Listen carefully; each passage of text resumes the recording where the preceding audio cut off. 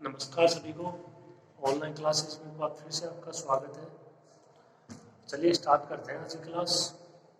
दो यूनिट हैं वो आपकी कंप्लीट हो चुकी है, यूनिट फर्स्ट और यूनिट सेकंड। ठीक है,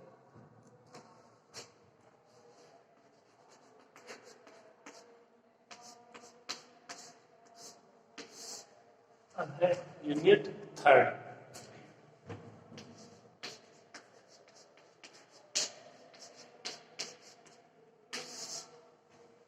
चैप्टर नंबर 7 है, वो अपन इसके लिए पूरा पढ़ेंगे यूनिट नंबर थर्ड के लिए। नाम क्या है चैप्टर नंबर 7 का?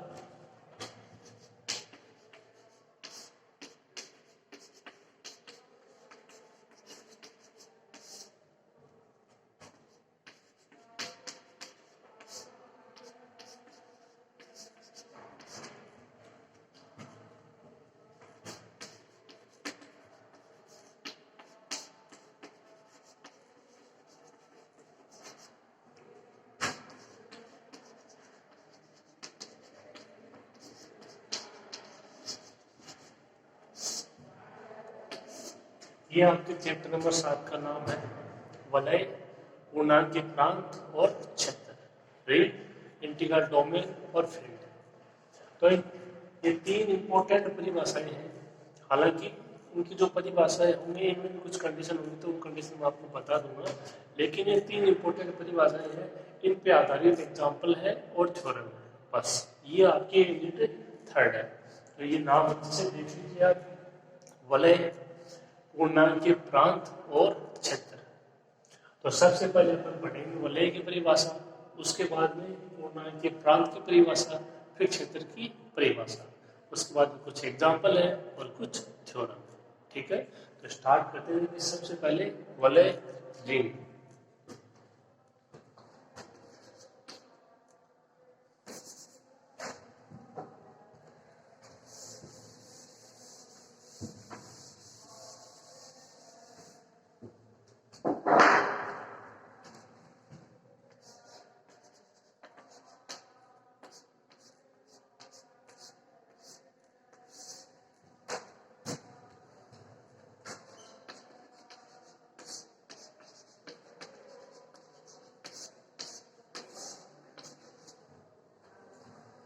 इसमें देखिए कौन कौन सी कंडीशन होती है जो आपने अब तक पीछे पढ़ा है, वही इसमें कंडीशन है। और वो कौन कौन सी है देखिएगा आप।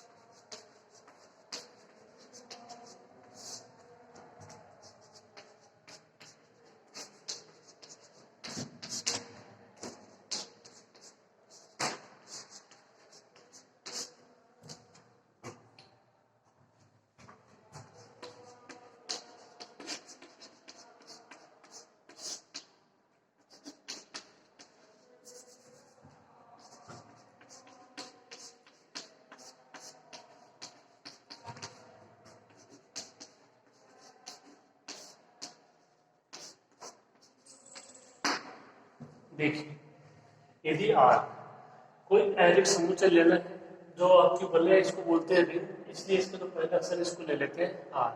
आर एक के ऐरिक समुच्चय। अब इसमें सबसे पहले कंडीशन, यहाँ पे एक नहीं दो द्वितीय संख्याएं होंगी। अब तक आपने जो भी पढ़ा, चाहे वो कोई भी ग्रुप हो, जी हो, जी डेस हो, एच हो, एन हो, उसमें एक ही द्वितीय संख्या है।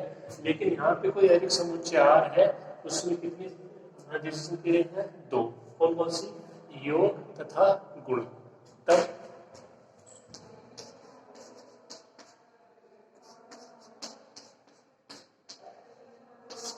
इसको ऐसे लिखोगे, देखो अगर मान लो एक संक्रिया थी तो आर प्लस या आर डॉट, अब दो है तो आर प्लस डॉट, इस तरीके से इसको लिखोगे।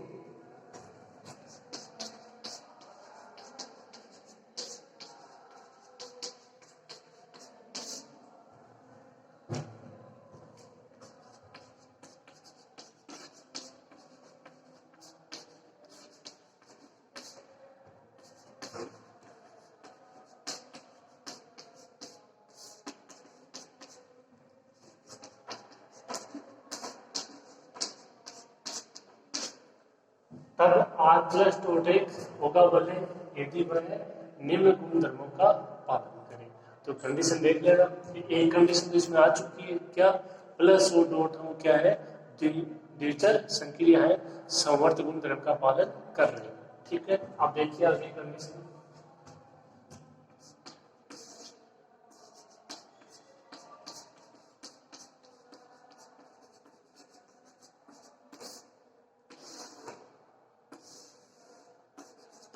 योग का साचरी आराम से लिख दोगे, 3 अवयव और योग का साचरी लिखना है। तो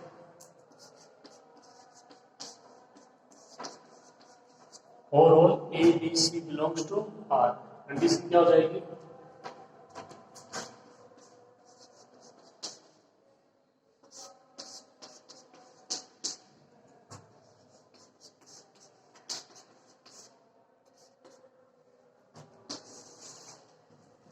ए plus B plus C is equal to A plus B plus C. ठीक है, सिंपल सिंपल कंडीशन है।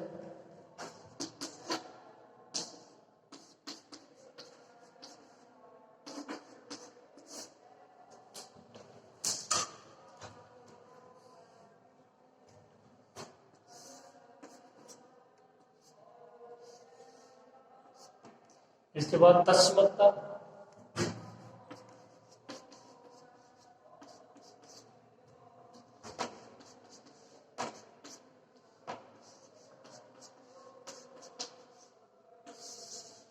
प्लस संक्रिया के लिए आपका तस्म कभी हो जाएगा 0। कंडीशन आपको पता है, A star is equal to A plus संक्रिया, प्लस संक्रिया का तस्म कभी 0, ए प्लस 0 का मान नहीं होगा, इसको 0 प्लस ए भी लिख सकते हो, मान वही यहाँ चलिए। तीसरी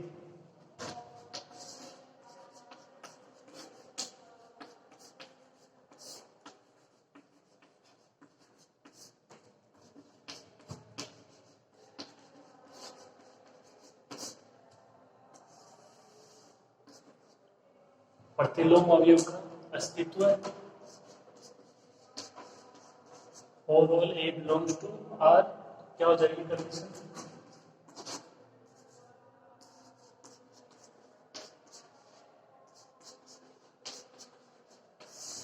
ए plus B is equal to 0 is equal to B plus A, जहां बी को क्या बोलोगे? ए का प्रतिलोम अवयव,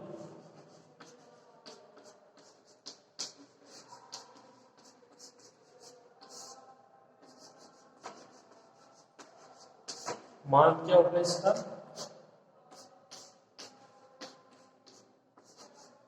माइनस ए। जो बी है उसकी जगह क्या रखोगे? माइनस ए, तभी तो 0 आएगा। परिभाषा पता होनी चाहिए प्रतिलोम अवयव की, A star B is equal to E, इसका तस्मक अवयव, तस्मक अवयव 0 होता है प्लस संक्रिया के लिए, तो यहाँ पे 0 कब आएगा? जब बी की जगह क्या रखोगे? माइनस ए। इनवर्स नहीं, वो स्टार संक्रिया के लिए। ठीक है, तो यहाँ पे भी रख सकते हो। तो जो बी है उसको ए का प्रतिलोम बोलोगे और बी का मान होगा माइनस ए। तो ये आपकी 4 कंडीशन पड़ी ग्रुप वाली कंडीशन है, द्विचर संक्रिया, साचर्य का, तस्मक का, प्रतिलोम अवयव का अस्तित्व। कौन संक्रिया के लिए? योग संक्रिया के लिए। इसमें यहाँ तक कोई दिक्कत नहीं होगी, यहाँ तक आप इसको लिखिए।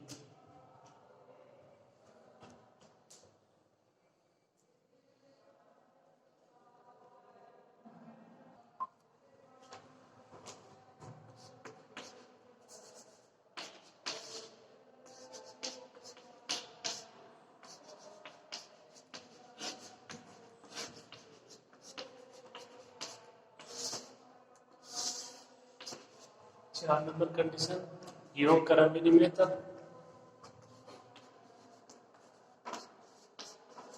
क्रम विनिमयता कंडीशन आपको पता है, दो अवयव ले लिए, A B belongs to are,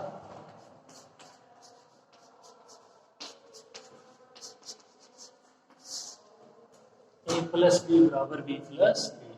देखिए यहाँ तक 4 कंडीशन हो गई, और अगर द्वितीय संक्रिया को ऐड करो तो 5। द्वितीय संक्रिया, साचर्यता, तस्मकता, प्रतिलोम अवयव क्रमविनिमयता, और ये सभी की सभी कंडीशन है प्लस संक्रिया के लिए। तो इन पांचों को मिला के आप ऐसा भी दे सकते हो कि आर प्लस एक क्या हो? क्रम विनिमय वलय। ये कंडीशन है किसकी? कि आर क्या हो, प्लस और डॉट के लिए एक वलय हो। अब आगे देखिए इसमें,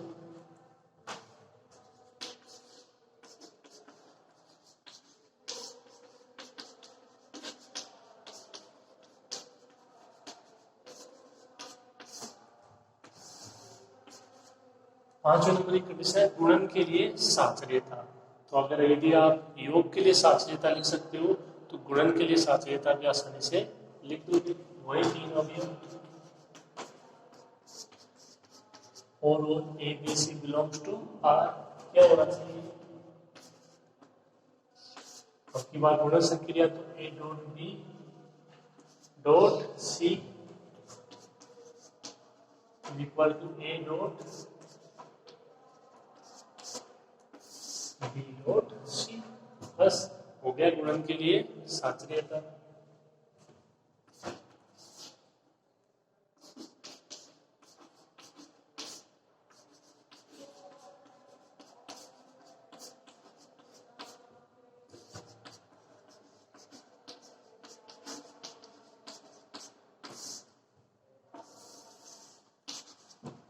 नेक्स्ट कंडीशन, लास्ट कंडीशन, गुणन की योग पर बंटनशीलता। ये नया आपके लिए गुणन की योग पर बंटनशीलता और कंडीशन तो आपके कहीं ना कहीं आ चुकी है। इसमें क्या होगा देखिए,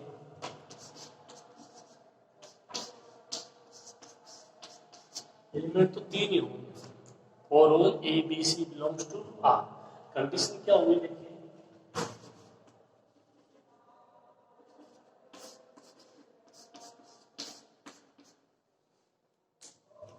पहली condition A dot B plus C, इसका मान क्या होगा देखो,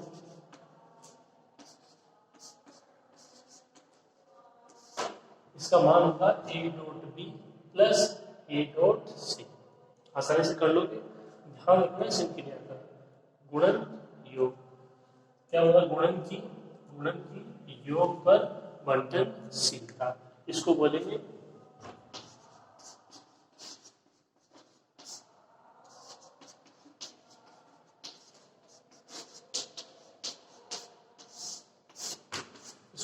दक्षिण बंटनशीलता।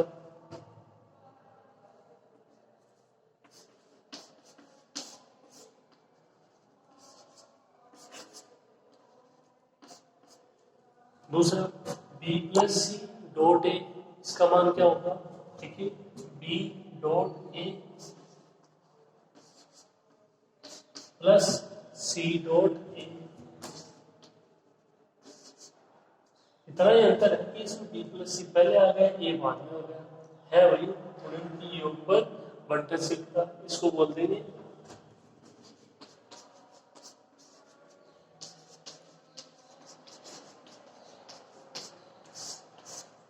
वाम बंटनशीलता।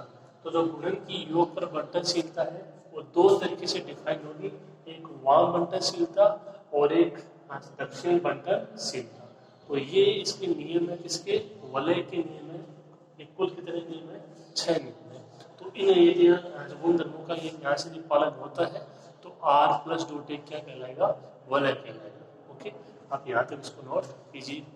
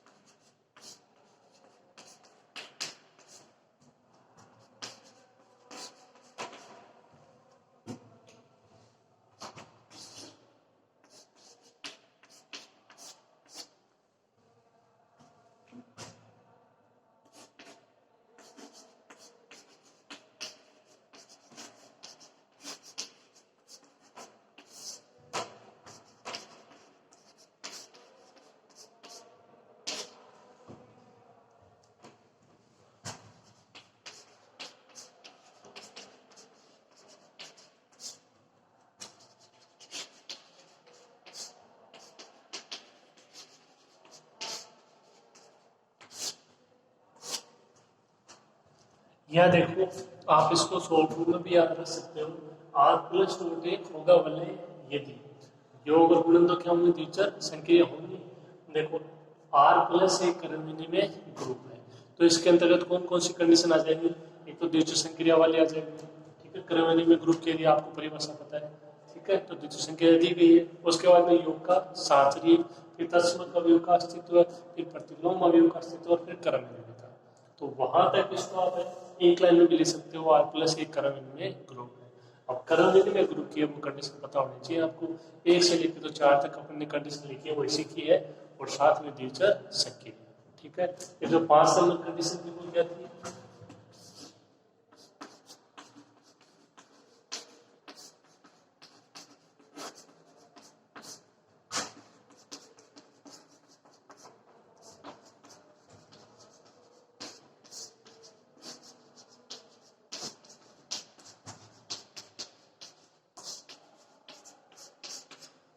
आर कौन संक्रिया गुणन संक्रिया के लिए शास्त्रीय नियम का पालन करें, और लास्ट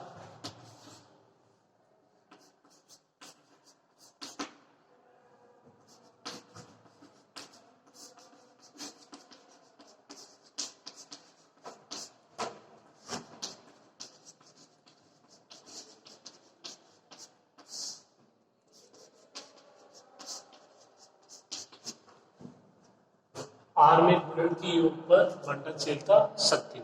तो ये 3 कंडीशन हो जाएंगे, तब आर प्लस रूट एक क्या होगा? वलय हो जाएगा।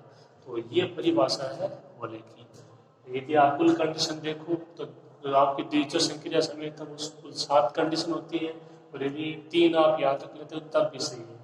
इसमें बंटनशीलता की परिभाषा आपको अलग से पता होनी चाहिए, शास्त्रीय नियम कौन संक्रिया गुणन संक्रिया के लिए वो आपको पता होना चाहिए, और आर प्लस मतलब ओनली प्लस संक्रिया के लिए आर क्या हो? क्रमनिधि में ग्रुप।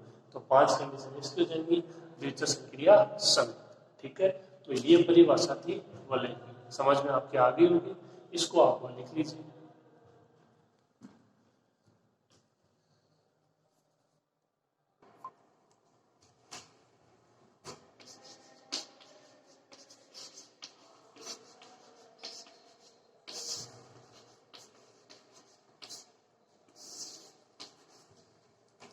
अब देखिए क्रमनिधि में वलय, अपन ने परिभाषा पढ़ी किसकी? वलय की। अब है क्रमनिधि में वलय। तो देखिए सिंपल सी परिभाषा है इसकी।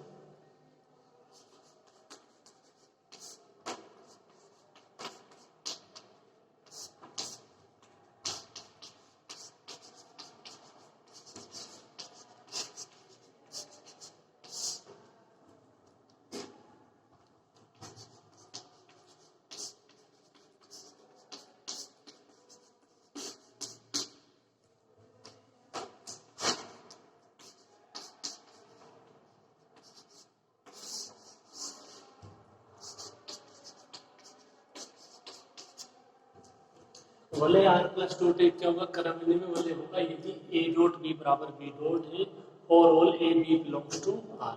यानी गुणन संक्रिया के लिए आर क्या होना चाहिए? क्रमनिधि में होना चाहिए। ए डॉट बी बराबर बी डॉट है, तो वो कौन सा वलय हो जाएगा? वो क्रमनिधि में वलय हो जाएगा। तो क्रमनिधि में वलय में गुणन संक्रिया के लिए क्रमनिधि का नियम का पालन होना चाहिए, ठीक है। नेक्स्ट परिभाषा देखिए।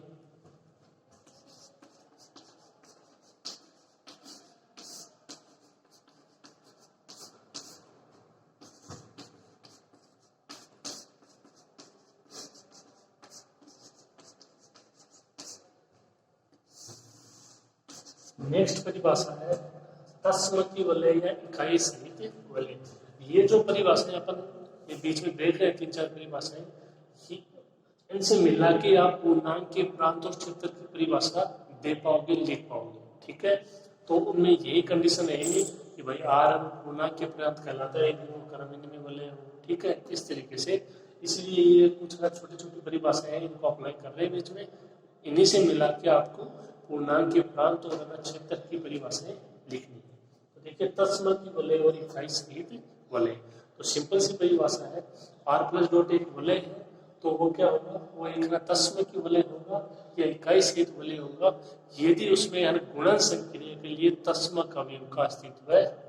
बस इतना सा है। और आप जानते हो कि सामान्यतया जो आपकी गुणन संक्रिया है उसके लिए तत्समक अवयव होता है 1, ठीक है। ये परिभाषा है, लिख देते हैं।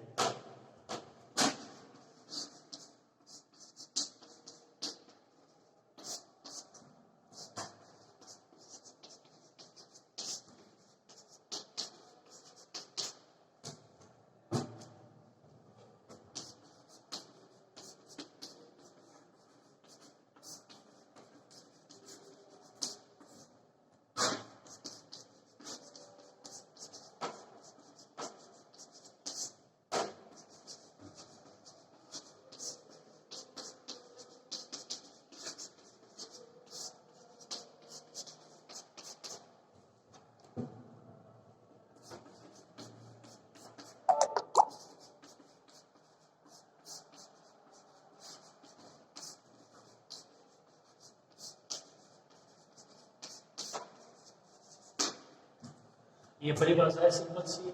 और तत्सम की वलय या इकाई सहित वलय, नाम आपको पता होना चाहिए। यदि आर प्लस डॉट एक क्या है या वलय है, तब आर में गुणन संक्रिया के लिए, आर में गुणन संक्रिया के लिए तत्सम कवियों का अस्तित्व होना चाहिए। ठीक है, तो आर को क्या बोलते हैं, इकाई सहित वलय, तत्सम की वलय। सिंपल सिंपल परिभाषा है दोनों। ठीक है, कोई दिक्कत नहीं होनी चाहिए, नोट कीजिए।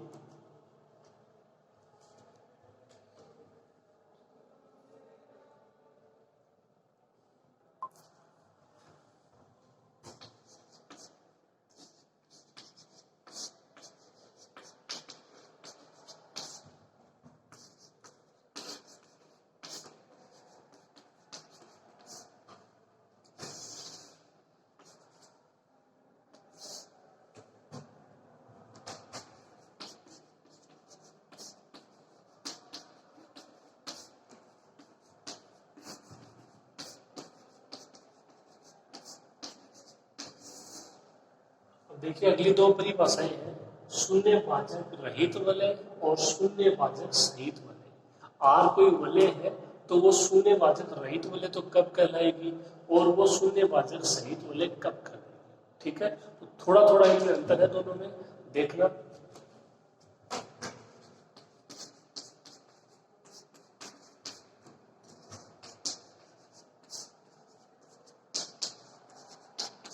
यदि आर एक वलय है यानी आर प्लस डॉट, आपको समझ जाना। देखो अगर आपको कहीं ऐसा लिखा हुआ मिले आर एक वलय, तो मतलब आर प्लस डॉट एक वलय है।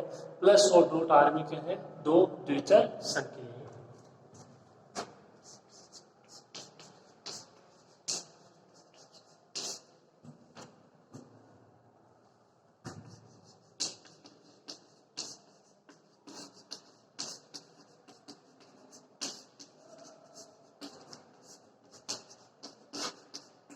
तब आर एक शून्य भाजक रहित वलय होगा यदि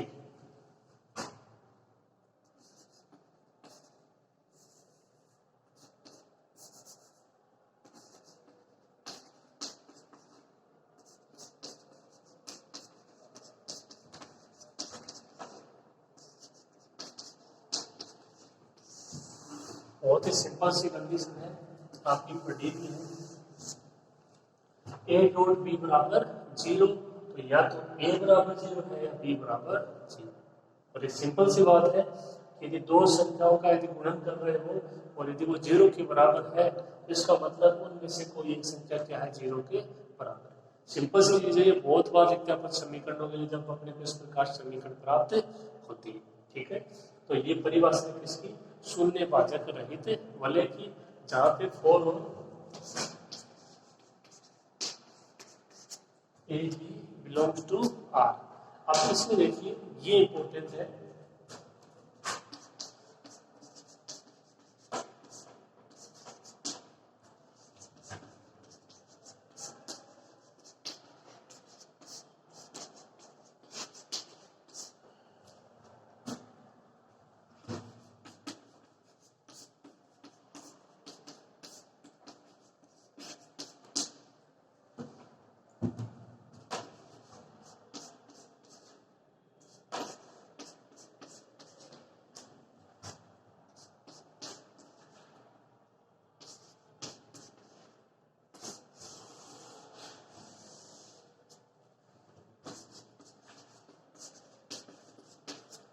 एक वलय आर शून्य भाजक सहित वलय होगा यदि A not equal to 0, B not equal to 0, तो और A dot B is equal to 0।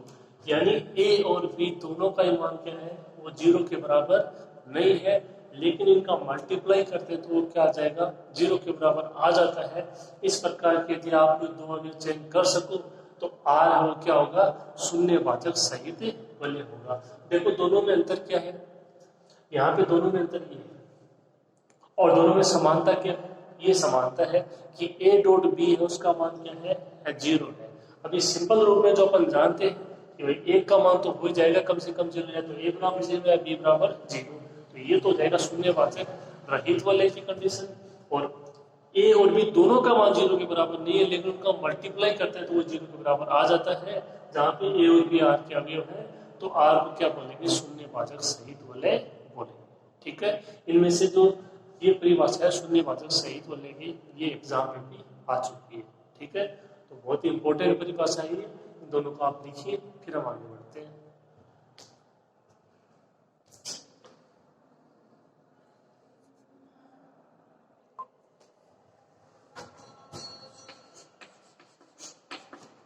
देखिए इसका एग्जाम्पल करते हैं, आप इसको थोड़ा सा ये और डिफाइन कर देना कि ए और बी को आप क्या बोलेंगे। एक को तो बोलेंगे आर का वाम शून्य भाजक और बी को बोलेंगे आर का दक्षिण शून्य भाजक। यानी शून्य भाजक तो है ही, लेकिन एक वाम हो जाएगा, एक हो जाएगा दक्षिण, एक वाम हो जाएगा, एक दक्षिण हो जाएगा।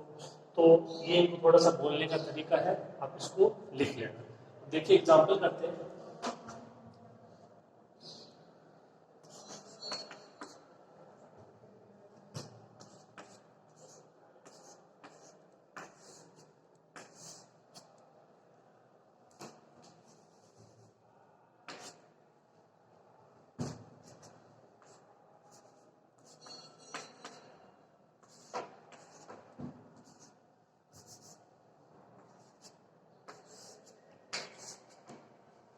ये देखो मैंने कोई दो मैट्रिक्स लिखी है और आप ये इतना बोल सकते हैं ऐसे कि ये matrix not equal to zero,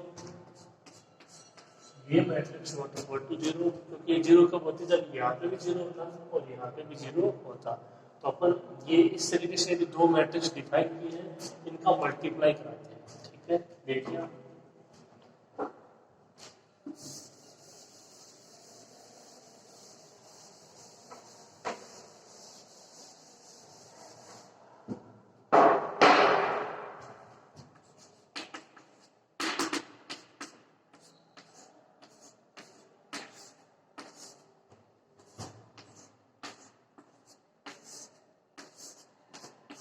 matrix का जो होता है गुणन, वो आपको पता होना चाहिए, हमारी क्लास में पढ़ा है आपने। ठीक है, पहले की चीजें भी पता होनी चाहिए। यहाँ पे पहला भी कौन सा है, एक को जीरो से मल्टीप्लाई करोगे प्लस ये जीरो को जीरो से मल्टीप्लाई करोगे तो ये जीरो प्लस जीरो क्या हो जाएगा, जीरो हो जाएगा। फिर एक को जीरो से मल्टीप्लाई कराओगे जीरो, और जीरो को दो से मल्टीप्लाई कराओगे, दोनों का ऐड करोगे जीरो। यहाँ पे कौन सा भी आ जाएगा, ये जीरो को जीरो से मल्टीप्लाई कराओगे प्लस जीरो। ठीक है, ये देखो जीरो को जीरो से कराओगे प्लस ये जीरो को दो से कराओगे, कौन सी मैट्रिक्स प्राप्त होगी, जीरो मैट्रिक्स प्राप्त होगी। तो यहाँ से देखो ए कोई मैट्रिक्स थी not equal to zero, B कोई मैट्रिक्स थी नॉट इक्वल टू जीरो, लेकिन ए इंटू बी बराबर जीरो। ठीक है, और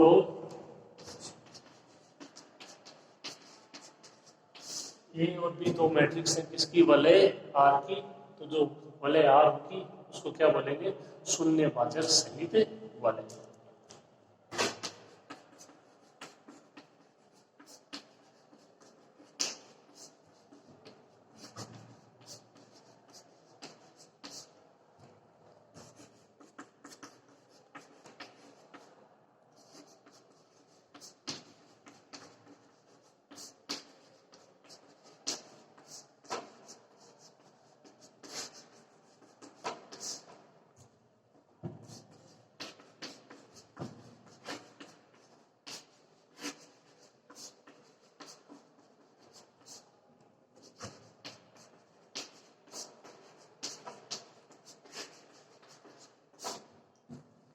ए को क्या बोलेंगे, आपकी वाम शून्य भाजक मैट्रिक्स, और बी को आपकी दक्षिण शून्य भाजक मैट्रिक्स।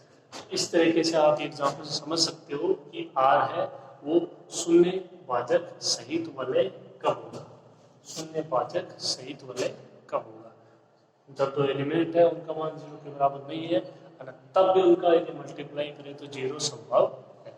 ठीक है, तो एक निष्कर्ष है, आपके आगे भी ये बेसिक चीज समझ सकते हो। यदि दो संख्याएं हैं उनका मान क्या नॉट इक्वल टू जीरो है, तो उनका मल्टीप्लाई जो आप उनका मल्टीप्लाई करते हो तो वो जीरो आ सकता है, ऐसी संभावनाएं है। ठीक है, आप इसको नोट कीजिए।